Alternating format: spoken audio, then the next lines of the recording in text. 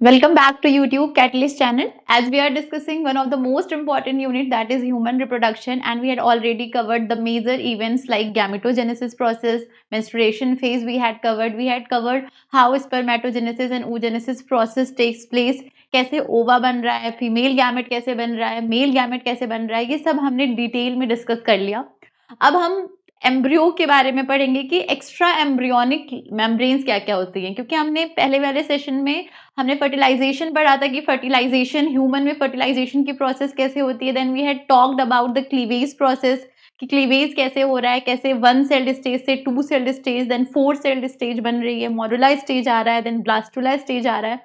Now after that we will talk about the extra embryonic membrane की embryo के बाहर जो मेम्ब्रेन्स होती हैं वो कितने टाइप की होती हैं, वो क्या होती हैं।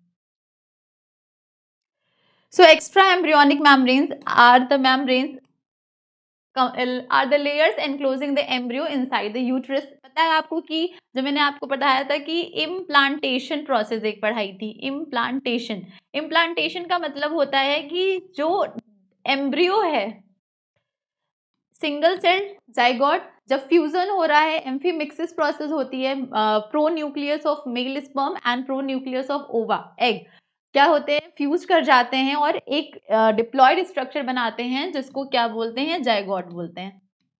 वन सेल्ड है ये जाइगोट में क्लीवेज होता है, पहला क्लीवेज होता है टू सेल्ड स्टेज में, और हर एक सेल को क्या कहते हैं, ब्लास्टोमियर्स बोलते हैं, blastomeres.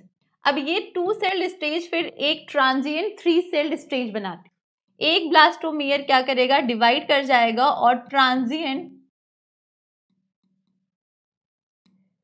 Transient three celled stage बनती है। After that again the cleavage process takes place and the blastomere cells will divide। ठीक है, डिवाइड करती है, many times डिवीजन होता है इन सेल्स का, और एक फाइनल स्टेज जो आती है that is called as a morula stage, जिसमें ये सेल्स क्या हो जाती हैं, ऑलमोस्ट इनका जो नंबर है ब्लास्टोमियर्स का ये कितना होता है, 16 सेल्ड स्टेज, 16 सेल्ड स्टेज। ऐसे ना बना के ऐसे बनाए, 16 सेल्ड, इसमें सेल्स डिवाइड कर गई, क्लीवेज हो रहा है, 8 सेल्ड स्टेज हो रही है, ठीक है, फिर 16 सेल्ड स्टेज आ रहा है जिसको क्या बोलते हैं, मोरुला स्टेज बोलते हैं। And after morula stage when when the cavity, fluid filled cavity जब दिखाई देने लगती है तो उसको क्या बोलते हैं, ब्लास्टोसील बोलते हैं, और इस स्टेज को क्या बोलते हैं, ब्लास्टुला स्टेज बोलते हैं।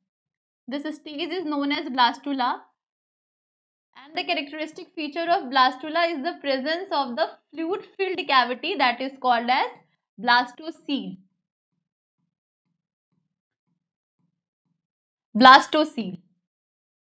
And this embryo is of 32 celled stage, 32 celled stage पे है ये एम्ब्रियो, ब्लास्टोसिस्ट बोलते हैं इसको, ब्लास्टुला स्टेज पे ब्लास्टोसिस्ट का फॉर्मेशन होता है about 7th to 8th day after fertilization blastocyst का फॉर्मेशन हो जाता है। एंड ऑन 9th डे और 9th डे, किसी किसी बुक में आपको 8th डे भी दिखेगा लिखा हुआ, तो 8th या 9th डे पे इम्प्लांटेशन की प्रोसेस क्या होती है, हो जाती है। और इम्प्लांटेशन की प्रोसेस का मतलब जो यूटरस की इनर मोस्ट लेयर है एम्बेडेड, उसमें क्या होता है, एंडोमीट्रियम, उसमें एम्ब्रियो जो है वो जाकर एम्बेडेड हो जाता है, अटैच्ड हो जाता है। सो अटैचमेंट ऑफ एम्ब्रियो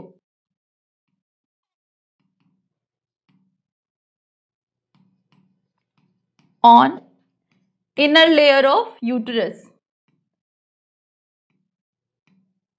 और कैसे होता है, इस टाइम पे क्या क्या चेंजेस आते हैं यूटरस की वॉल पे, एंडोमेट्रियम की वॉल पे, ये सारी चीजें हमने इम्प्लांटेशन की प्रोसेस में डिस्कस करी थी डिटेल में। और इसमें एक स्ट्रक्चर हमने पढ़ा था ब्लास्टोसिस्ट स्टेज पे, जो आउटर मोस्ट लेयर होती है that is called as trophoblast, trophoblast. और जो मास ऑफ सेल्स है उसको इनर मास ऑफ सेल कह रहे थे, इनर मास ऑफ सेल्स कहते हैं। और ट्रोफोब्लास्ट और इनर मास सेल्स के बीच में एक सेल्स प्रेजेंट होती है जिसको क्या बोलते हैं, रॉबर सेल बोलते हैं। ये सब हमने डिस्कस किया था। तो जो ट्रोफोब्लास्ट सेल है, जो आउटर मोस्ट लेयर होती है ब्लास्टोसिस्ट स्टेज की, that cell is responsible for the development of extra embryonic membranes in humans. So extra embryonic membranes 4 types की प्रेजेंट होती हैं ह्यूमंस में, chorion, amnion, allantois and yolk sac. Okay, they are develop from trophoblast. किससे बनती हैं? Trophoblast से बनती हैं, ठीक है। और मेजरली जो मेजर पोर्शन है एक्स्ट्रा एम्ब्रियोनिक मेम्ब्रेन का वो ट्रोफोब्लास्ट से बनता है। अदरवाइज और भी मेम्ब्रेन्स हैं जो, अच्छा, एक्स्ट्रा एम्ब्रियोनिक मेम्ब्रेन का मतलब क्या? वो सारे मेम्ब्रेन जो एम्ब्रियो के बाहर प्रेजेंट है, that is called as extra embryonic membrane. Membranes जो एम्ब्रियो को क्या कर रही हैं? सराउंड कर रही हैं। और एम्ब्रियो कहाँ प्रेजेंट है? यूटेरस में प्रेजेंट है। That's why extra embryonic membranes are the layers enclosing the embryo inside the uterus. Uterus के अंदर ही तो प्रेजेंट है, एंडोमेट्रियम में प्रेजेंट है, एंडोमेट्रियम की लाइनिंग में जाके एम्बेडेड हो जाता है। फिर वहां पे फिर से वो लाइनिंग क्या हो जाती है? धीरे धीरे फॉर्मेशन होने लगता है और वो कवर्ड कर लेती हैं एम्ब्रियो को। ये प्रोसेस हमने डिस्कस करी थी। तो उसके बाहर, तो एम्ब्रियो के बाहर जो लेयर्स हैं वो एक्स्ट्रा एम्ब्रियोनिक मेम्ब्रेन कहलाएंगी, ठीक। और ये किससे बन रही है? ट्रोफोब्लास्ट से बन रही है। मेजर पोर्शन, मेजर जो है, ज्यादातर जो एम्ब्रियो के मेम्ब्रेन्स हैं वो इससे बनती हैं, ट्रोफोब्लास्ट से। अदरवाइज ये जर्म लेयर से भी इनका फॉर्मेशन होता है। जर्म लेयर्स भी रिस्पॉन्सिबल होती हैं ट्रोफोब्लास्ट के बनने के लिए। जो जर्म लेयर्स के बारे में हम गेस्ट्रुलेशन में पढ़ेंगे, जब गेस्ट्रुला स्टेज पढ़ेंगे तो उसमें डिस्कस करेंगे कि जर्म लेयर्स का फॉर्मेशन कैसे होता है। तो अभी आप याद रखिएगा कि जो एक्स्ट्रा एम्ब्रियोनिक मेम्ब्रेन्स हैं वो किससे डिराइव्ड हो रही हैं? वो ट्रोफोब्लास्ट से हो रही हैं। मेजर जो हैं, जो मेजर पोर्शन है, जैसे कोरियन हो गया, ये सब ट्रोफोब्लास्ट से डेवलप्ड होते हैं। लेकिन कुछ ऐसी मेम्ब्रेन भी हैं जो जर्म लेयर से भी क्या होंगी? डेवलप्ड होंगी, ठीक है। लेकिन मेजरली किससे डेवलप हो रही है? ट्रोफोब्लास्ट। तो correct answer will be that extra embryonic membrane in case of human are derived from trophoblast. Trophoblast क्या है? Trophoblast is the outer most membrane of the blastocyst. और ब्लास्टोसिस्ट स्टेज हमें कब देखने को मिलती है, या ब्लास्टोसिस्ट का फॉर्मेशन कब देखने को मिल रहा है? At the stage of blastula after the formation of moruli stage. So this is a diagram showing all the membrane, extra embryonic membrane. So we can say chorion, ठीक है। अगर हम बात करें सबसे पहली जो लेयर होती है, सबसे पहली लेयर कहने का मतलब है, जो आउटर मोस्ट लेयर नहीं कहेंगे, सबसे पहली जो लेयर बनती है that is yolk sac. Yolk sac बनता है सबसे पहले। तो ये जो आपको येलो कलर का स्ट्रक्चर दिख रहा है that is yolk sac. This one is yolk sac. ये यॉर्क सैक है। ह्यूमन के केस में बहुत कम यॉर्क सैक प्रेजेंट होता है। स्टार्टिंग में तो बहुत ज्यादा प्रेजेंट होता है, लेकिन उसके बाद धीरे धीरे क्या होता है, ये यॉर्क सैक का अमाउंट कम होने लगता है। लेकिन बर्ड्स में, रेप्टाइल्स में ये यॉर्क सैक ज्यादा प्रेजेंट है। तो यॉर्क सैक का अमाउंट कितना है, इस हिसाब से भी हम टाइप्स ऑफ एग डिस्कस करेंगे लेटर ऑन। तो सबसे पहले यॉर्क सैक बनेगा। यॉर्क सैक के बाद एक लेयर बनेगी, ये जो ग्रीन कलर की कॉर्ड लाइक लेयर, पतली सी ट्यूबुलर लेयर दिख रही है, दैट इज कॉल्ड एज एलेंटियोस। ये this one, this is a tubular like structure. This tube like structure is known as एलेंटियोस। एलेंटियोस की लेयर है ये। तो यॉर्क सैक के बनने के बाद एलेंटियोस बनती है, और ये दोनों layer is very important for the formation of umbilical cord. Umbilical cord के फॉर्मेशन के लिए ये लेयर, दोनों ही लेयर इंपॉर्टेंट। देखिए ये एम्ब्रियो है, this one is embryo, developing embryo है, ठीक। इस एम्ब्रियो से एक कॉर्ड है जो कनेक्ट कर रही है एम्ब्रियो को मैटरनल पोर्शन से, ठीक है। मैटरनल से क्या कह सकते हैं, मदर के ब्लड वेसल से कनेक्ट कर रही है। That cord is known as umbilical cord. Umbilical cord के पास सबसे पहले ये देखिए यॉर्क सैक प्रेजेंट है, यॉर्क सैक बनता है। उसके बाद एक ट्यूबुलर लाइक स्ट्रक्चर बनता है, that is allantois, and both the layers are responsible for the formation of umbilical cord. और भी इनके फंक्शन है, अभी देखेंगे। थर्ड लेयर देखिए, यहाँ पे एमनियोटिक फ्लूइड प्रेजेंट है, that yellow blue colour structure जो ये ब्लू कलर का दिखा रहे हैं, ये एमनियोटिक फ्लूइड है। Amniotic fluid very very important. Amniotic fluid present है, और इस लेयर को, एमनियोटिक फ्लूइड को जो कवर कर रहा है, जो सराउंड कर रहा है ये layer, that is known as amnion. This layer is known as amnion. This is amnion. ये तो ये थर्ड लेयर हो गई, एमनियोटिक लेयर, ठीक। देखिए ये जो एम्ब्रियो है, अब ये ब्लास्टुला स्टेज पे, अभी जब सिंगल सेल स्टेज जाइगोट था, फिर 2 सेल का एम्ब्रियो बना, फिर 3 सेल का, 4 सेल का, 8 सेल का, 16 सेल का, 32 सेल का स्टेज पे जो एम्ब्रियो फॉर्मेशन हो रहा है, दैट इज ब्लास्टुला स्टेज। तो इसकी जो आउटर मोस्ट लेयर है दैट इज ट्रोफोडर्म, और इनर मास की सेल्स प्रेजेंट है। तो इन ट्रोफोब्लास्ट, ये जो आउटर मोस्ट लेयर है ट्रोफोब्लास्ट, यही तो है रिस्पॉन्सिबल हो रही है, जो क्या बना रही है, इन एक्स्ट्रा एम्ब्रियोनिक मेम्ब्रेन का फॉर्मेशन करा रही है, ठीक है। अलॉन्ग विद जर्म लेयर्स भी क्या करती हैं, एक्स्ट्रा एम्ब्रियोनिक मेम्ब्रेन का फॉर्मेशन कराती हैं। तो जो ये एक्स्ट्रा एम्ब्रियोनिक मेम्ब्रेन का फॉर्मेशन हो रहा है और जो गैस्ट्रुला स्टेज है वो साइमल्टेनियसली चलती रहती है, जर्म लेयर्स बन रही हैं, एक्स्ट्रा एम्ब्रियोनिक मेम्ब्रेन भी बन रहे हैं, और इनका फंक्शन मतलब ये आपस में क्या है, कोरिलेट कर रहे हैं। तो थर्ड वन इज एमनियन, और जो सबसे ऊपर लेयर जो रेड कलर की लेयर है that is Korean, very important layer, Korean layer जो रिस्पॉन्सिबल होती है कोरियोनिक विलाय बनाने में, जो हम पढ़ेंगे आगे। तो प्लेसेंटा फॉर्मेशन में हेल्प करती हैं। सो ये 4 लेयर्स जो इस डायग्राम से है एंड इम्पॉर्टेंट है। तो कौन कौन सी 4 लेयर हो गई, 4 एक्स्ट्रा एम्ब्रियोनिक मेम्ब्रेन, सबसे पहले यॉर्क सैक है, फिर एलेंटियोस है, फिर एम्ब्रियो क्या है, एम्ब्रियो तो है ये, उसके बाद एमनियन है, कोरियन है, और एमनियन सराउंड कर रही है एक फ्लूइड को, किसका नाम है एमनियोटिक फ्लूइड। अब देखिए ये ब्लास्टुला की जो स्टेज हमने पढ़ी थी वो बहुत इंपॉर्टेंट स्टेज है, क्योंकि सबसे पहले तो इसी स्टेज पे अगर ब्लास्टुला नहीं बनेगा तो इम्प्लांटेशन नहीं हो सकता, क्योंकि ब्लास्टुला स्टेज पर ही इम्प्लांटेशन होता है। सबसे ऊपर वाली जो लेयर थी उसको हमने कहा था ट्रोफोब्लास्ट लेयर, ट्रोफोब्लास्ट लेयर, और ये इसके यहाँ पे ग्रेप्स लाइक बहुत सारी क्लस्टर ऑफ सेल्स प्रेजेंट होती हैं, that is called as inner mass of cell. और इनर मास ऑफ सेल्स को, और यहाँ पे भी जो सेल्स होती हैं, जो हम इसको पिंक से कर देते हैं, तो ये जो पिंक कलर की सेल्स हैं इनको रॉबर सेल कहेंगे, जो ट्रोफोब्लास्ट से वो इनर मास सेल्स जो कनेक्टेड हैं वो उनको क्या कहते हैं, रॉबर सेल्स बोलते हैं। तो देखिएगा ट्रोफोब्लास्ट, ठीक है, इनर मास ऑफ सेल्स और रॉबर सेल्स, ये तो याद ही रखना है आपको हमेशा, रॉबर सेल्स और ये इनर मास ऑफ सेल्स हो गई, और ये कैविटी हो गई that is called as blastocoel cavity. अच्छा, यही तो एम्ब्रियो है जो एम्बेडेड है यूटेरस की वॉल पे, यही वाला स्ट्रक्चर तो एम्बेडेड होगा, फिर ये डेवलप कर रहा है धीरे धीरे। अब देखिए क्या होता है, इसके बाद एक स्टेज आती है जहां पे ये जो इनर मास ऑफ सेल है और ये जो ट्रोफोब्लास्ट की लेयर है, इसको ऐसे बना दे, ये जो इनर मास ऑफ सेल्स होती हैं और ट्रोफोब्लास्ट की जो लेयर है, इनके बीच में एक स्पेस बन जाता है, कुछ ऐसा structure,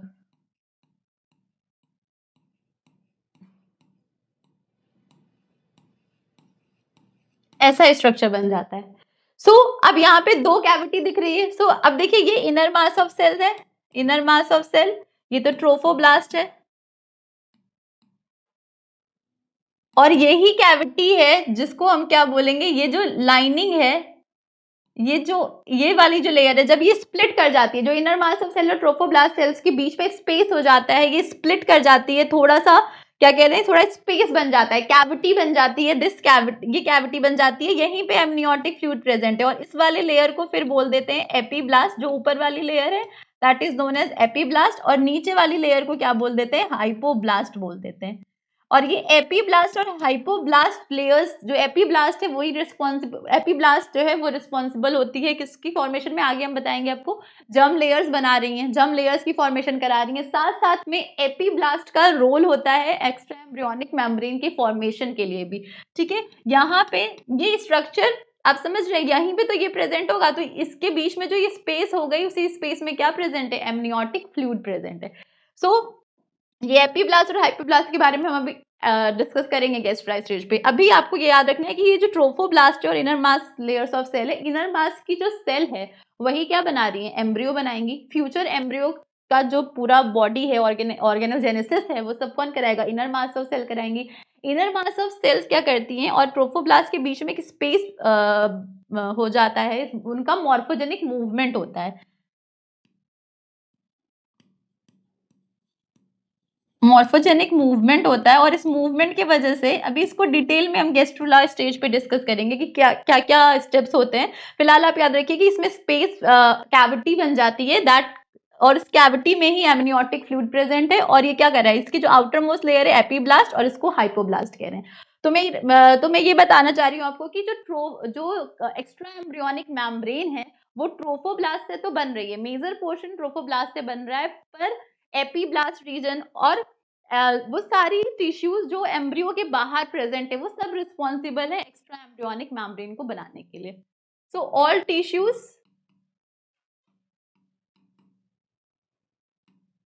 present outside the embryo वो बना रही है क्या, एक्स्ट्रा एम्ब्रियोनिक मेम्ब्रेन. और मेजर पार्ट जो बन रहा है वो ट्रोफोब्लास्ट से बन रहा है. ये वाला स्ट्रक्चर हम डिटेल में अभी डिस्कस करेंगे जब गैस्ट्रोला स्टेज पढ़ेंगे. अभी आपको फेमिलियर करा रही हूँ कि एपीब्लास्ट और हाइपोब्लास्ट रीजन कैसे बनता है, इन लेयर का फॉर्मेशन कैसे होता है. इसके बाद हम डिस्कस करेंगे कि जर्म लेयर्स कैसे बन रही हैं. तो ये 4 एक्स्ट्रा एम्ब्रियोनिक मेम्ब्रेन्स हैं जो ह्यूमंस में प्रेजेंट है, yolk sac, allantois, amnion and chorion. And amniotic fluid is very very important and इसका रोल भी है. अभी आगे बताते हैं कि कैसे ये फीटस सेक्स डिटर्मिनेशन में हेल्प करता है. Okay, so extra embryonic membrane walls are made up of germ layers. ठीक है, जर्म लेयर्स यहाँ लिखा है तो कंफ्यूज नहीं होंगे कि जर्म लेयर्स की बात कर रहे हैं कि अभी तो बताया ट्रोफोब्लास्ट. तो जो एक्स्ट्रा एम्ब्रियोनिक मेम्ब्रेन है वो किससे बन रहा है, ट्रोफोब्लास्ट से तो बन रहा है. साथ साथ में और भी जो टिश्यूज प्रेजेंट है एम्ब्रियो के बाहर, जैसे जर्म लेयर्स हो गई, एपीब्लास्ट हो गई, उनसे भी इनका फॉर्मेशन होता है. सो अब देखिए 2 टर्म्स पढ़ेंगे हम, एक है स्प्लैनोकोरोप्ल्यूरिक और एक है सोमैटोप्ल्यूरिक. अब इसका क्या मतलब है, ये टर्म्स हैं अगर जो एक्स्ट्रा एम्ब्रियोनिक मेम्ब्रेन है वो उनकी 2 लेयर्स हैं, हर मेम्ब्रेन की 2 लेयर्स हैं. ठीक है, तो अगर इनर वाली लेयर, ये inner layer, if inner layer is composed of ectoderm, जो जर्म लेयर्स होती हैं, सॉरी, जो जर्म लेयर्स हैं वो 3 टाइप की होती हैं. 3 जर्म लेयर्स होती हैं. ओके, 3 जर्म लेयर्स प्रेजेंट होती हैं, ectoderm, outer most ectoderm, mesoderm and endoderm. और इन्हीं जर्म लेयर से सारे ऑर्गन सिस्टम्स बनते हैं. ठीक है, सो अगर एक्स्ट्रा एम्ब्रियोनिक मेम्ब्रेन की इनर लेयर एक्टोडर्म की बनी हो और आउटर लेयर मीजोडर्म की बनी हो. ठीक है, बाहर वाली लेयर एक्टोडर्म की बनी हो और जो सॉरी बाहर वाली मीजोडर्म की बनी हो और इनर एक्टोडर्म की बनी हो, that type is known as splanchnopleuric. और अगर इनर वाली लेयर मीजोडर्म की बनी हो और आउटर एक्टोडर्म की बनी हो, जस्ट इसका उल्टा, जस्ट रिवर्स, तो इसको हम बोलेंगे सोमैटोप्ल्यूरिक लेयर. सोमैटोप्ल्यूरिक लेयर. सो स्प्लैनोकोरोप्ल्यूरिक लेयर में क्या है, इनर लेयर जो है वो एक्टोडर्म की बनी होती है और आउटर लेयर जो है मीजोडर्म की बनी होती है. सो स्प्लैनोकोरोप्ल्यूरिक में 2 लेयर्स आती हैं, एक हो गई एलेंटियोस, एलेंटियोस की लेयर, और दूसरी यॉर्क सैक. ये स्प्लैनोकोरोप्ल्यूरिक है. ठीक है, इसकी जो इनर लेयर है वो एक्टोडर्म की बनी होगी और आउटर लेयर किसकी बनी है, मीजोडर्म की. तो ये देखिए, ये जो यॉर्क सैक अगर देखें तो ये यॉर्क सैक की जो इनर लेयर है, 2 लेयर होंगी इसमें. तो क्या कह रहे हैं कि जो इसकी इनर लेयर है वो किसकी बनी है, inner layer is made up of ectoderm. So इसकी जो इनर लेयर है वो किसकी बनी होगी, एक्टोडर्म की बनी है, और जो आउटर लेयर है वो मीजोडर्म की बनी है. सिमिलर केस इसमें भी है, इनर लेयर मीजोडर्म और आउटर लेयर एक्टोडर्म की बनी है. तो इनर लेयर एक्टोडर्म की बनी है और आउटर लेयर मीजोडर्म की बनी है. ठीक है, तो इसको क्या बोलेंगे, स्प्लैनोकोरोप्ल्यूरिक. और सोमैटोप्ल्यूरिक में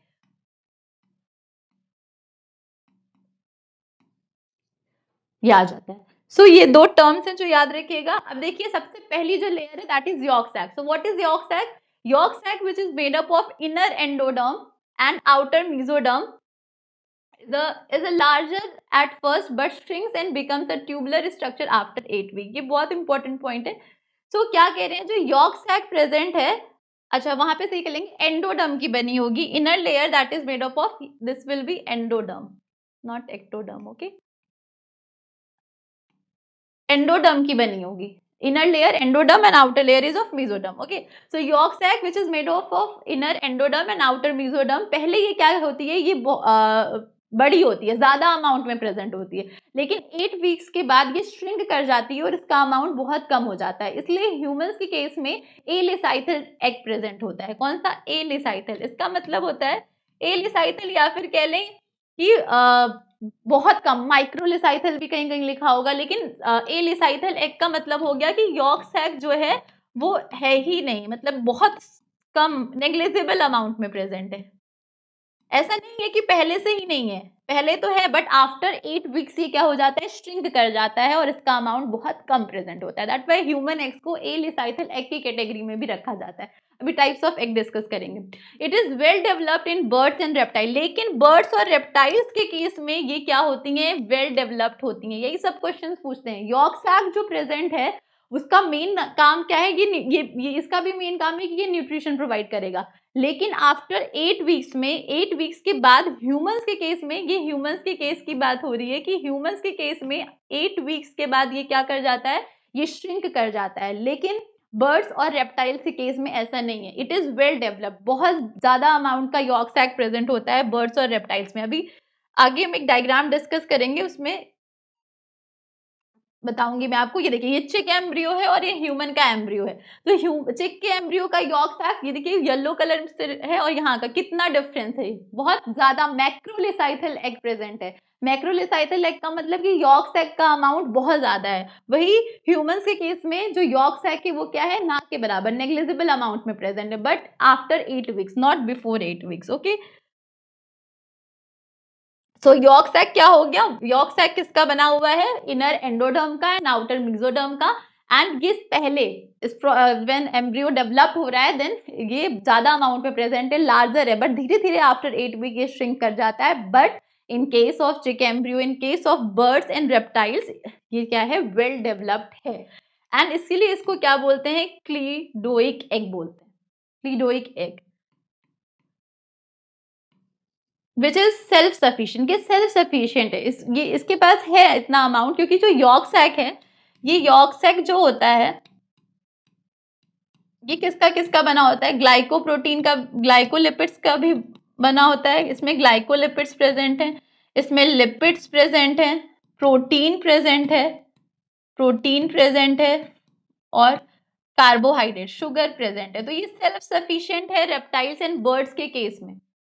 रेप्टाइल्स और बर्ड्स के केस में क्या है, सेल्फ सफिशिएंट है नरिशमेंट प्रोवाइड करने के लिए। इनमें किसी और टिश्यूज की जरूरत नहीं है जो क्या करे, न्यूट्रिशन प्रोवाइड करे। They have self sufficient amount of yolk sac which can nourish the developing embryo. But in case of humans, after 8 weeks yolk sac shrink कर जाता है, श्रिंक कर जाता है। इस वजह से दूसरी एक टिश्यू का फॉर्मेशन होता है, that is called as placenta, that takes part in providing nourishment to the developing embryo. Okay, so in humans it is a vestigial and microlysathal. मैंने कहा ना microlysathal वर्ड आपको दिखेगा किसी कहीं, अगर एलिसाइथल भी अगर हम बोल रहे हैं, और माइक्रोलिसाइथल, माइक्रोलिसाइथल का मतलब है कि वेरी वेरी लिटिल अमाउंट का प्रेजेंट है यॉर्क सैक, और एलिसाइथल में नहीं प्रेजेंट है, negligible. So both terms are somewhat similar. Okay, so vestigial and microlecithal होता है ह्यूमंस के केस में yolk sac. The placenta provides the nourishment. Okay, क्योंकि आफ्टर 8 वीक्स ये क्या हो जाता है, श्रिंक कर जाता है। So which tissue provide the nourishment in case of humans, it is placenta tissue. Okay, तो serve as the site of blood cells. तो अब इसका काम क्या है, इसका फंक्शन क्या है, क्यों ये प्रेजेंट है, फिर इसका मेन रोल है serve as the site of blood cell formation, जिसको हीमोपोएसिस बोलते हैं। आरबीसीज जो ब्लड सेल्स बन रही हैं, बेसिकली जो आरबीसीज बन रही हैं, red blood cells, red blood cells की जो फॉर्मेशंस हैं, ओके, उनकी जो साइट है वो क्या है, यॉर्क सैक है। जितनी भी ब्लड सेल्स हैं उनकी जो फॉर्मेशन है बेसिकली रेड ब्लड सेल्स, वो कौन कराता है, वो यॉर्क सैक करा रहा है। तो it is a site for that. और आफ्टर दैट क्या होता है, जब लिवर बन जाता है, तो इन्फेंट में हमने पढ़ा है, इन्फेंट स्टेज पे, इन्फेंट के केस में आरबीसीज का फॉर्मेशन लिवर में होता है।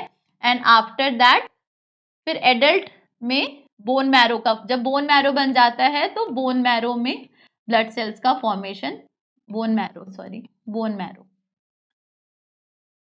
So it serve as the site of blood cells formation, hematopoiesis, until the 6th week, at which point the liver takes place. 6th week तक ये इसका रोल है कि ये क्या करेगा, ब्लड सेल की फॉर्मेशन में रोल प्ले करेगा। बट वंस जैसे ही लिवर का फॉर्मेशन हो जाता है, अब ये फंक्शन कौन करेगा, लिवर करेगा। और आफ्टर 8 वीक्स ये श्रिंक कर जाता है। That's why it is a vestigial part in case of human being, but in case of reptiles and birds it is a very very important tissue because it provides what, it provides nourishment, इतना ज्यादा present है कि ये self sufficient है nutrition provide करने के लिए, nourishment provide करने के लिए। मैक्रोलिसाइथल, इसमें इनके केस में मैक्रोलिसाइथल प्रेजेंट, मैक्रोलिसाइथल एग है। मैक्रोलिसाइथल एग का मतलब जो डिस्ट्रीब्यूशन है यॉक का, जो अमाउंट है सॉरी, वो बहुत ज्यादा है, मैक्रो, ठीक है। और but in case of human it is microlecithal और alecithal, and its main function is the form, it is a site for the blood cell formation until the liver is not formed. Once liver formed, the process of formation of blood cells takes place in liver and at adult stage in bone marrow. ये हमने पढ़ा है कि bone marrow में बनता है, adult stage पे ये फॉर्मेशन होती है। सो पहली लेयर क्या हो गई, यॉर्क सैक हो गई, उसकी इनर लेयर एंडोडर्म से बनी है, आउटर लेयर मेसोडर्म से बनी है, ठीक है। इसकी distribution and on the basis of distribution and on the basis of amount of yolk sac, जो एक्स होते हैं वो अलग अलग कैटेगरीज के होते हैं, ये आगे हम डिस्कस करेंगे क्लासिफिकेशंस ऑफ यॉर्क सैक में। अभी सेकेंड लेयर है एलेंटियोस की layer, forming by the inner endoderm and this solid cylindrical mass and outer mesoderm. बताया आपको कि tubular structure, solid cylindrical structure is what called as elentios. Yolk sac के बगल के में ही एक स्ट्रक्चर प्रेजेंट था जिसको हम क्या बोल रहे थे, एलेंटियोस। देखिए सिलेंड्रिकल सॉलिड स्ट्रक्चर प्रेजेंट है, that is called as allantois, that membrane is called as allantois. So allantois stores the nitrogenous waste, nitrogenous waste जितने भी हैं उनको कौन स्टोर करता है, एलेंटियोस। अमोनिया हो गया, यूरिया हो गया, यूरिक एसिड हो गया, इन सबको स्टोर करने का काम कौन कर रहा है, एलेंटियोस कर रहा है इन डेवलप्ड एम्ब्रियो में। बर्ड्स एंड रेप्टाइल्स के केस में बेनिफिट्स ग्रेटली फ्रॉम एलेंटियोस, समझ रहे। बर्ड्स और रेप्टाइल्स के केस में क्या होता है कि ये बहुत ज़्यादा इनका फंक्शनल रोल है, but in case of humans it is not well developed and do not work well as, जैसे यॉर्क सैक था, ठीक है। यॉर्क सैक का भी फंक्शन जो मेनली है वो बर्ड्स एंड रेप्टाइल्स में देखने को मिलता है, but in human case up to 8th week तक देखने को मिला, but after that the yolk sac gets shrink. उसी तरीके से एलेंटियोस भी ह्यूमंस के केस में नॉट फुली वेल डेवलप्ड होता है, ज्यादा वर्क नहीं है इसका। तो इसका रोल क्या है, this is the role of the human placenta. अच्छा, क्यों ऐसा कह रहे हैं, क्योंकि ह्यूमंस के केस में प्लेसेंटा का फॉर्मेशन हो रहा है, that's why placenta nourishment provide कर रहा था, तो यॉर्क सैक का भी रोल नहीं है इन केस ऑफ ह्यूमन। और एलेंटियोस का काम है नाइट्रोजनस वेस्ट को स्टोर करना, तो ह्यूमंस के केस में क्या होता है, प्लेसेंटा टिश्यू प्रेजेंट है जो ये फंक्शन प्ले करती है, ये रोल प्ले करती है, that's why it is not well developed in case of humans. So the placenta and fetus are connected by the mesoderm, which produce tiny blood vessels that guarantee feeding and breathing. So placenta के बारे में बताया है कि placenta, इसके बारे में हम आगे पढ़ेंगे भी कैसे बनता है प्लेसेंटा। फिलहाल अभी प्लेसेंटा और फीटस के बीच में टिश्यूज, प्लेसेंटा एक क्या है, कनेक्टिव लिंक कह सकते हैं, जो मदर टिश्यू और फीटल की टिश्यूज को क्या कर रही है, ज्वाइन कर रही है प्लेसेंटा। और ये क्या करता है, प्लेसेंटा के थ्रू जो भी न्यूट्रिशन है फ्रॉम मदर, जो भी एंटीबॉडीज हैं इम्यून डिफेंस के लिए जो जो इम्पोर्टेंट्स हैं, वो सब ट्रैवल होती हैं थ्रू प्लेसेंटा से फीटस की तरफ। तो ये प्लेसेंटा एक कनेक्टिव टिश्यू है between mother and developing embryo, foetus. So in birds and reptiles it serve as an additional embryonic kidney. Birds और अब ये स्टोर कर रही है नाइट्रोजनस वेस्ट, तो ह्यूमंस के केस में तो आगे चल के किडनी बनेगी, बर्ड्स में भी बनेगी, लेकिन एम्ब्रियो में तुरंत तो किडनी नहीं बन जाती है, तो ह्यूमंस के केस में प्लेसेंटा वो रोल प्ले कर रहा है, but in case of birds and reptiles they serve as a embryonic kidney. So allantois को बर्ड्स एंड रेप्टाइल्स में एम्ब्रियोनिक किडनी भी बोला जाता है। So together the yolk sac and elentios produce the umbilical cord. बताया आपको अभी मैंने, umbilical cord बनाएगा। Third layer is amnion. Amnion is formed by inner ectoderm and outer mesoderm. Between the embryo and the amnion is amniotic fluid, amniotic cavity। या यही बताया आपको कि एम्ब्रियो के बीच में, जो मैंने आपको ये डायग्राम बताया है, ये देखिए ट्रोफोब्लास्ट की लेयर थी ये ऊपर वाली, और जो ये इनर मास सेल है यही तो डेवलपिंग एम्ब्रियो बना रही है। सो यही कह रहे हैं कि एम्ब्रियो के बीच में, यहाँ पे था इनर मास ऑफ सेल, फिर मैंने आपको दिखाया कि इनके बीच में एक स्पेस बन रहा है, एक कैविटी बन जा रही है।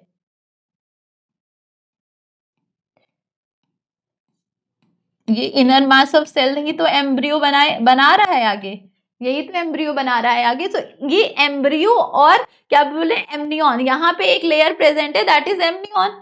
उस ये यहाँ पे एक लेयर प्रेजेंट है एमनियन, समझिए बात को, और यहाँ एमनियन के बीच में ये एम्ब्रियो हो गया, developing embryo, inner mass cell से बना रही है, और इनके बीच में एक कैविटी प्रेजेंट है, that cavity is known as amniotic cavity, that cavity is known as amniotic cavity. Okay, so देखिए इसको एक बार, इस डायग्राम को अगर देखें, सो ये एम्ब्रियो है और ये एम्ब्रियो, और यहाँ पे जो ये एमनियन की लेयर है, इसके बीच में एम्ब्रियो और एमनियन की लेयर में के बीच में एक कैविटी प्रेजेंट है, that cavity is known as amniotic cavity and it is filled by a fluid known as amniotic fluid. अब देखिए, amniotic cavity has amniotic fluid secreted by amnion and fetus। कौन secrete कर रहा है? amnion की layer तो secrete कर रही है, plus fetus भी secrete कर रहा है। well developed in case of amnion, that is mammals, birds and reptiles, well developed है ये। अब लेकिन सबसे ज्यादा ये डेवलप्ड मैमल्स के केस में, ह्यूमंस के केस में ये सबसे ज्यादा फुली डेवलप्ड होता है। कौन सी लेयर? Amniotic layer. अभी तक हमने जो 3 लेयर्स पढ़ी, यॉर्क सैक, एलेंटियोस एंड एमनियन, उसमें से सबसे ज्यादा वेल डेवलप्ड लेयर ह्यूमंस के केस में कौन सी है? एमनियन की है। फंक्शन क्या है इसका? It's provides the aqueous medium for the embryo, एक मीडियम प्रोवाइड कर रहा है, एक्विस मीडियम प्रोवाइड करता है for developing embryo, so it act as a shock absorber, shock absorber की तरह ये एक्ट करता है। वेरी वेरी इंपॉर्टेंट, किसकी तरह एक्ट कर रहा है? शॉक एब्जॉर्बर की तरह ये एक्ट करता है।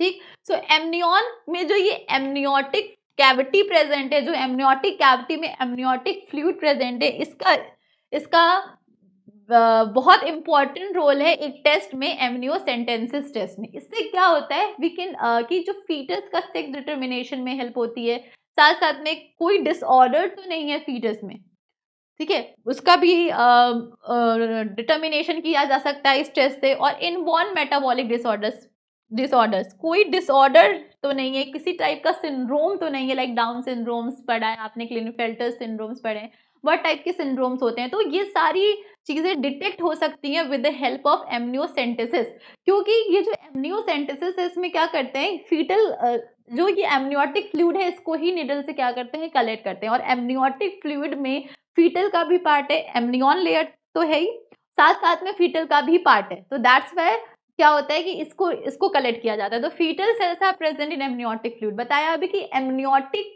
फ्लूइड को बनाने में जो सिक्रीट करा रही है, उसमें एमनियन प्लस फीटस दोनों का रोल है। तो फीटल की टिश्यूज प्रेजेंट है एमनियोटिक फ्लूइड में, तो वो कलेक्ट किया जाता है। तो exfoliated foetal cells are used in a technique called amniocentesis. ठीक है, इस टेस्ट में एमनियोटिक फ्लूइड को कलेक्ट किया जाता है और फिर टेस्ट किया जाता है। और इसके क्या क्या फायदे हो सकते हैं? प्री नेटल सेक्स डिटर्मिनेशन के लिए, सेक्स डिटर्मिनेशन के लिए यूज कर सकते हैं, जो कि इनवैलिड है, सही नहीं है। और इसका लेकिन किसी भी टाइप का डिसऑर्डर अगर जानना है तो कॉन्जेनाइटल डिसऑर्डर्स वगैरह भी पता चल जाता है, इनबॉर्न मेटाबॉलिक डिसऑर्डर्स, सिंड्रोम्स वगैरह के बारे में इस टेस्ट की हेल्प से पता किया जा सकता है। So this is very important layer that is present in the human and is a characteristic of mammals. Okay, so what is amniocentesis? A small amount of amniotic fluid is removed from laboratory testing. देखिए needles की help से ये developing embryo है, आप देख पा रहे हैं ये डेवलपिंग एम्ब्रियो है, यहाँ एमनियन की लेयर प्रेजेंट है। देखिए ये यूट्रस में एम्ब्रियो एम्बेडेड, इम्प्लांटेशन हुआ, एम्ब्रियो धीरे धीरे डेवलप हो रहा है। एम्ब्रियो के सराउंड, इस एम्ब्रियो को जो लेयर्स सराउंड कर रही हैं, these layers are extra embryonic membrane. Okay, term ही कह रहा है एक्स्ट्रा एम्ब्रियोनिक मेम्ब्रेन, मतलब एम्ब्रियो के बाहर की जितनी भी मेम्ब्रेन है उसको हम क्या बोलेंगे? Extra embryonic membrane. और ये जो एम्ब्रियो के बाहर की ये जो एमनियोटिक लेयर है, थर्ड लेयर है, जो एमनियोटिक लेयर है, दैट उस लेयर में एक कैविटी प्रेजेंट है, that is known as amniotic fluid है। ठीक है, तो एम्ब्रियो और एमनियन के बीच में जो कैविटी है, दैट इज एमनियोटिक कैविटी, और उस एमनियोटिक कैविटी में एमनियोटिक फ्लूइड प्रेजेंट है। तो क्या करते हैं इस टेस्ट में? With the help of needle amniotic fluids को कलेक्ट करते हैं, फिर उसकी टेस्टिंग की जाती है। And with the help of this test, prenatal sex determination,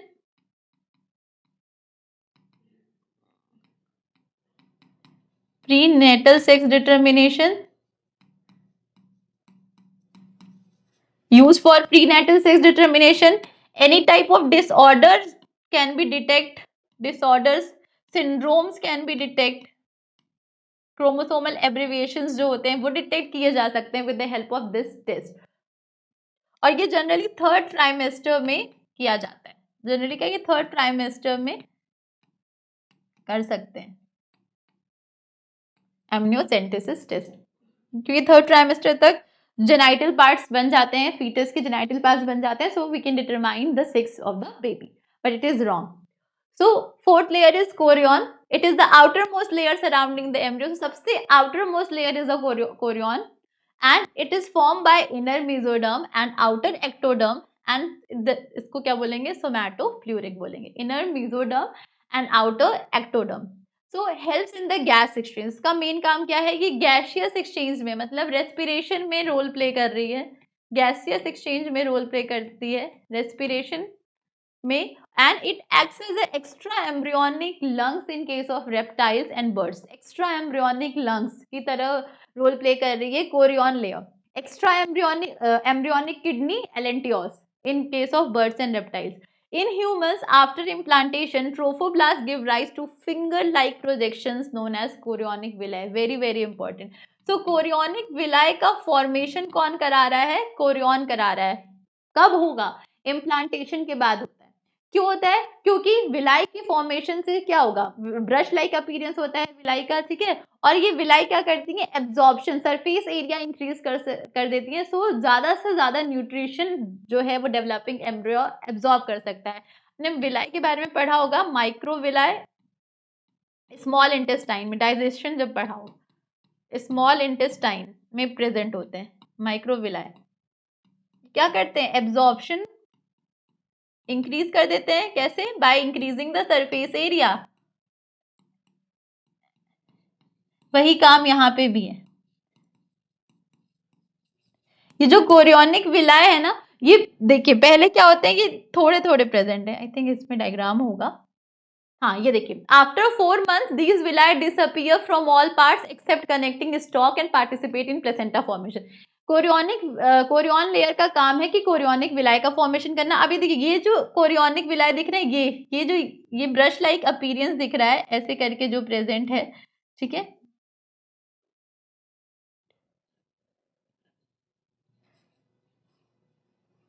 ऐसे, these are known as chorionic villi. अब ये पहले क्या होते हैं कि पहले तो प्रेजेंट है, लेकिन 4 months के बाद ये सिर्फ कहाँ प्रेजेंट होते हैं, उस पार्ट पे जो प्लेसेंटा के फॉर्मेशन में हेल्प करेंगे। ये कहाँ प्रेजेंट है, प्लेसेंटा के पास, क्योंकि ये जहां जहां प्लेसेंटा ये हेल्प कर रहे हैं प्लेसेंटा की फॉर्मेशन के लिए, तो सिर्फ वहीं देखने को मिलता है, ठीक है, ये डिसअपियर हो जाते हैं बाकी जगह से। अब देखिए ये जो ये स्ट्रक्चर है that is known as chorionic villi. So after 4 months these villi disappear from all parts. ये पहले पूरे पार्ट्स में प्रेजेंट है, यहाँ पूरे पार्ट्स में प्रेजेंट होते हैं, लेकिन फिर ये धीरे धीरे क्या हो जाते हैं, डिसअपियर हो जाते हैं, और सिर्फ यहाँ पे देखने को मिलता है जहाँ पे प्लेसेंटा का फॉर्मेशन होना है। तो देखिए इस लेयर को, this is Korean, outer most layer amnion, जो कि एमनियोटिक फ्लूइड प्रेजेंट है, एमनियोटिक कैविटी प्रेजेंट है, ये एम्ब्रियो है। देखिए इस एम्ब्रियो को ही ये सारी वॉल्स क्या कर रही हैं, सराउंड कर रही हैं, एम्ब्रियो को ही तो सराउंड कर रही है सारी वॉल्स। तो सबसे अंदर वाली जो वॉल है that is yolk sac, yolk sac हो गई। उसके बाद जो है उसके ऊपर, मतलब आप समझिए innermost is yolk sac, then allantois layer, फिर उसके बाद कौन सी आ रही है, एमनियन की लेयर आती है, फिर कौन सी आ रही है, ये देखिए कोरियन, सबसे आउटर मोस्ट लेयर जो पूरे एम्ब्रियो को कवर की हुई है दैट इज कोरियन। और ये कोरियन का काम क्या है, ये देखिए कोरियोनिक विलाय का फॉर्मेशन करिए। तो यहाँ पे जो प्लेसेंटा है this is foetal part of placenta, जो प्लेसेंटा का फॉर्मेशन हो रहा है, ये प्लेसेंटा जो टिश्यू है ये सिर्फ तभी बनता है at the time of pregnancy ही बनती है, और आफ्टर दैट जब पार्चुरेशन हो जाता है, after parturition, after delivery of baby, after parturition ये क्या हो जाती है, डिसअपियर या डीजनरेट हो जाती है। तो ये एक फन पार्ट है, बात है एक प्लेसेंटा के बारे में, ठीक है। जो फीटल पोर्शन हो गया प्लेसेंटा का, ठीक है, और एक मैटरनल पोर्शन ऑफ प्लेसेंटा, ये फीटल पोर्शन ऑफ प्लेसेंटा। तो foetal portion of placenta basically chorionic villi तो है, कोरियोनिक विलाई ही तो बना रही है फीटल पार्ट ऑफ प्लेसेंटा की। देखिए ये कोरियोनिक विलाई है, इसी को तो बोल रहे हैं फीटल पार्ट ऑफ प्लेसेंटा। तो फीटल पार्ट ऑफ प्लेसेंटा की फॉर्मेशन में कौन सी टिश्यू रोल प्ले कर रही है, दैट इज कोरियन, कोरियन, और best answer is chorionic villi, chorionic villi ही बना रही है, ठीक है। सो ये हो गया फीटल पार्ट ऑफ प्लेसेंटा और ये हो गया मैटरनल पार्ट ऑफ प्लेसेंटा। तो ये गैसियस एक्सचेंज में हेल्प करती है, गैसियस एक्सचेंज में, ठीक है। CO2 ऑक्सीजन का अंदर, ऑक्सीजन अंदर जाएगी और CO2 क्या आएगी, बाहर आएगी। So this help in gaseous exchange, respiration की प्रोसेस में हेल्प करता है। That's why in case of birds and reptiles this is called as extra embryonic lung, extra embryonic lungs. और ह्यूमंस के केस में तो लंग्स प्रेजेंट होता है, तो इस वजह से क्या होगा, लंग्स पहले ही बन जाता है, तो इस वजह से क्या होता है कि इनके केस में लंग्स रेस्पिरेशन का रोल प्ले करती हैं। But in case of birds and reptiles, embryo में जो रेस्पिरेशन का रोल, लंग्स के जो फंक्शन है वो कौन फुलफिल कर रहा है, कोरियन फुलफिल कर रहा है, ठीक है। सो ये 4 लेयर्स हैं जो प्रेजेंट हैं एम्ब्रियो के बाहर, that's why this are known as extra embryonic membrane. Okay, इसमें भी देख रहे हैं हम chorionic villi, umbilical cord present है, ठीक है। कोरियोनिक विलाय, ये देखिए कोरियोनिक विलाय प्रेजेंट है, ठीक है। मैटरनल ब्लड वेसल्स को फीटल, ये मैटरनल ब्लड वेसल्स है और इसको फीटस की ब्लड वेसल्स से प्लेसेंटा टिश्यूज की हेल्प से ये क्या हो रही है, कनेक्ट हो रही है। So foetal portion of placenta की फॉर्मेशन में कौन सी लेयर हेल्प कर रही है, कोरियन की लेयर हेल्प कर रही है। Okay, so this is the difference between chick embryo and human embryo. You can see that yolk sac देखिए इसमें कितना ज्यादा प्रेजेंट है, that's why macrolecithal condition is there, macrolecithal egg. और यहाँ पे यॉर्क सैक ना के बराबर है, नेग्लिजिबल अमाउंट में, तो हम इसको कह सकते हैं this yolk sac is alecithal type, या आप इसको माइक्रोलिसाइथल भी बोल सकते हैं, माइक्रोलिसाइथल की बहुत कम प्रेजेंट, ठीक है, यॉर्क सैक, ठीक। Second is allantois. अब देखिए यॉर्क सैक और एलेंटियोस दोनों ही ह्यूमन के केस में क्या है, नॉट फुली वेल डेवलप नहीं है एलेंटियोस, लेकिन चिक एम्ब्रियो में ये एलेंटियोस भी डेवलप्ड है और यॉर्क सैक भी क्या है, डेवलप है, एलेंटियोस भी और यॉर्क सैक भी। एलेंटियोस एम्ब्रियोनिक किडनी, नाइट्रोजनस वेस्ट को रिमूव करने का काम कौन कर रहा है, एलेंटियोस, ठीक है। यॉर्क सैक जो न्यूट्रिशन प्रोवाइड कर रहा था, blood vessels, site for the formation of blood vessels की साइट है। और आफ्टर 8th वीक क्या हो जाता है, डीजनरेट, 8th वीक क्या हो जाता है, डीजनरेट कर जाता है, श्रिंक करके डीजनरेट कर जाता है, बहुत कम अमाउंट में प्रेजेंट होता है, ठीक है, क्योंकि लिवर भी बन जाता है 6 वीक से में, तो लिवर फिर क्या करता है, ब्लड सेल्स का फॉर्मेशन कराता है इन्फेंट्स में। ओके, फिर ये एम्ब्रियो है दोनों में, और इस एम्ब्रियो, अब देखिए एमनियोटिक फ्लूइड देखिए कितना ज्यादा प्रेजेंट है, डायग्राम में क्लियरली दिख रहा है, इसमें कितना कम अमाउंट का एमनियन प्रेजेंट, एमनियोटिक फ्लूइड, और इसमें एमनियोटिक फ्लूइड का अमाउंट सबसे ज्यादा। तो this is the characteristic feature of embryo of human beings. तो इससे डिफ्रेंशिएट हो जाता है कि एमनियोटिक फ्लूइड देखिए इसमें कितना ज्यादा प्रेजेंट है, large amount of amniotic fluid, but in the case of chick embryo it is not well developed. फिर outermost layer is chorion की लेयर है। So foetal portion of placenta chorionic villi की help से बन रहा है, maternal portion of placenta, ठीक है। सो दोनों को कनेक्ट करने का काम एक तरीके से कोरियन की लेयर ही कनेक्ट करने का काम करेगी, क्योंकि कोरियन की लेयर ही रिस्पॉन्सिबल है for the formation of placenta. तो एक्स्ट्रा एम्ब्रियोनिक लेयर्स किससे बन रही हैं, from the trophoblast cells. Trophoblast cells कौन सी सेल्स है, ट्रोफोब्लास्ट या trophoectoderm cells is the outer most layer of the blastocyst या ब्लास्टुला स्टेज पे जो सेल्स हैं, that is known as blastocyst, इस outermost layer is known as trophoblast और trophoectoderm. So extra embryonic membrane major portion is formed from trophoblast, along with it is also formed from the germ layers, epiblast layers. Okay, we will discuss about how germ layers are formed in next session when we will talk about the gastrula. अच्छा, अब कुछ important terms है, terms क्या है, ये notes हैं कुछ important, आप इनको याद रखिएगा mind में कि यॉर्क सैक को क्या बोलेंगे, एक्स्ट्रा एम्ब्रियोनिक गट। एक्स्ट्रा एम्ब्रियोनिक गट की फॉर्मेशन में मेनली रोल प्ले कर रहे हैं, ठीक है। Yolk sac is extra embryonic gut कहा जाता है बर्ड्स और रेप्टाइल्स के केस में। एलेंटियोस को extra embryonic kidney, nitrogenous waste remove कर रही है। Chorion extra embryonic lungs. तो ये 3 टर्म्स जो हैं बर्ड्स एंड रेप्टाइल्स के केस में इनको कहते हैं, याद रखिएगा। इनका रोल क्या है, यॉर्क सैक, एलेंटियोस और कोरियन, और एमनियन की लेयर्स तो इनमें ज्यादा डेवलप नहीं होती, ये भी याद रखिएगा। Not fully developed in case of birds and reptiles. लेकिन ये सबसे ज्यादा डेवलप्ड किस में देखने को मिलती है? ह्यूमंस के केस में देखने को मिल रही है। ओके, सो 4 लेयर्स के बारे में, 4 लेयर्स के बारे में हमने पढ़ लिया, एक्स्ट्रा एम्ब्रियोनिक लेयर्स। और ये सबसे पहले yolk sac, then allantois, then amnion, very very important layer, amnion, and then chorion. Which layer is responsible for formation of fetal placenta? Chorion. Amniotic fluid कहाँ प्रेजेंट है? एमनियन सिक्रीट कर रहा है। साथ में इसमें फीटल टिश्यू, कोई पूछे कि किस लेयर में, which part of the foetus कह लें कि या आप कह लें कि एम्ब्रियो को कौन सा पार्ट है जिससे हम सेक्स डिटर्मिनेशन या फिर जेनाइट को, जितने भी डिसऑर्डर्स है उसको डिटेक्ट कर सकते हैं, that is amnion, amniotic fluid. Okay, क्योंकि इसमें फीटल की टिश्यूज भी प्रेजेंट हैं इस फ्लूइड में। फिर एलेंटियोस हो गया, यॉर्क सैक हो गया, इनका काम हम डिस्कस कर चुके हैं, एज अ किडनी वर्क करता है ये, ठीक है। यॉर्क सैक का काम न्यूट्रिशन प्रोवाइड करना है, but major function is the site for the formation of bloods in case of humans. और फिर जब once a liver form, then the role is taken by liver, and after that in adult bone marrow में blood vessels का formation होता है। तो these are some important points related to extra embryonic membrane.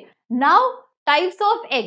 Yolk क्या है? सबसे पहले what is yolk? Yolk is a reserve food material in the cytoplasm of egg. जो egg का cytoplasm है उसमें जो reserve food material है that is known as a yolk. And yolk can be, ये जो egg है, ये जो कितना अमाउंट प्रेजेंट है यॉर्क का, इसके बेसिस पे क्लासिफिकेशन कर सकते हैं एग का, along with the distribution. York किधर ज्यादा प्रेजेंट है, एनिमल पोल पे या फिर मैंने आपको 2 पोल्स बनाए थे, जिस साइड इनर मास सेल है, एनिमल पोल बताया था, एम्ब्रियोनल एक्सिस, ठीक है, एम्ब्रियोनल एक्सिस, तो ये कहाँ प्रेजेंट है? सेंटर में प्रेजेंट है, तो अलग टाइप का हो जाएगा। तो on the basis of this classification had done. So first classification हम देखेंगे on the basis of amount पे, ठीक है। तो उससे पहले देखिए जो रिजर्व फूड मटेरियल है वो किसका फॉर्म फ्रॉम, इसमें क्या क्या हो सकता है? फॉस्फोलिपिड्स का बन सकता है, हो सकता है ज्यादा हो, प्रोटीन्स ज्यादा हो, लिपिड्स ज्यादा हो, कार्बोहाइड्रेट्स ज्यादा, ठीक है। And the process of formation of yolk and its depositions in egg is known as vitellogenesis. Very important. क्या बोलते हैं? Vitellogenesis is the process of formation of yolk and its depositions on egg, it is known as vitellogenesis. अब amount of yolk sac के basis पे classification करें तो सबसे पहले एलिसाइथल टाइप की eggs without yolk, examples human egg. Microlecithal the eggs with very little yolk, sea urchins and starfish, ये echinoderms हैं, इकाइनोडर्माटा, इकाइनोडर्म्स हैं। एनिमल किंगडम में पढ़ा होगा आपने echinoderms, sea urchin and starfish. तो इनमें कैसा होता है? इनमें भी बहुत कम अमाउंट का प्रेजेंट है। Microlecithal. Mesolecithal the eggs containing moderate amount का अगर प्रेजेंट है, like in case of amphibians, amphibians के केस में देखने को मिलता है frog, amphibians. Megalicythal and macrolicythal, the eggs containing large amount of yolk sac as in case of reptiles and birds, as we had discussed earlier. Okay, so megalicythal type किस पे देखने को मिलेगा? Reptiles and birds. Examples very very important. Match the following में ये maximum पूछा जाता है। So alicythal human egg, microlicythal sea urchin starfish, mesolicythal amphibians frog, and megalicythal reptiles and birds. Now on basis of distribution of egg, it may be of 3 type. Isolicythal, iso means uniform. The yolk is uniformly distributed throughout the cytoplasm. cytoplasm में uniform distributed है। मान लीजिए ये ओवा है, ये egg है, इसमें जो yolk sac का distribution है ये uniform है। ऐसा नहीं है कि किसी एक साइड ज्यादा है, किसी एक साइड कम है, ऐसा नहीं, ये पूरा ऐसे यूनिफॉर्म डिस्ट्रीब्यूटेड है। तो this type of egg is known as isolecithal. And ये किस में देखने को मिलता है? ब्रैंकियोस्टोमा एंड हर्डमानिया में देखने को मिलता है। यूरोकॉर्डेटा पढ़ा होगा आपने एनिमल किंगडम में, यूरोकॉर्डेटा में बिलोंग करते हैं Branchiostoma and Herdmania. Telolecithal the eggs in which the yolk is concentrated towards one pole. Telo का मतलब है ये टीलोमर्स, क्रोमोसोम्स में आपने टीलोमर्स पढ़े होंगे, terminal and, Tillo terminal ends, मतलब एक टर्मिनल पे प्रेजेंट है, अगर एक किसी साइड प्रेजेंट है एक पोल पे, मतलब ये अगर एग है तो यहाँ पे प्रेजेंट है यॉर्क्स एग एक टर्मिनल पे ही, देन कंसंट्रेटेड है एक साइड जा करके एक टर्मिनल पे, तो this is known as telolecithal. Amphibians में देखने को मिलता है, फ्रॉक्स वगैरह में देखने को मिलता है। Centrolecithal, yolk concentrated in the center, अगर यॉर्क सैक जो है वो सेंटर में कंसंट्रेटेड है, this is known as a centrolecithal type of egg. किस में देखने को मिलेगा? इंसेक्ट्स में। तो 3 types on the basis of distribution. First is isolecithal, कि यूनिफॉर्मली डिस्ट्रीब्यूटेड है, isolecithal. Second is telolecithal, third one is सेंट्रोलिसाइथल।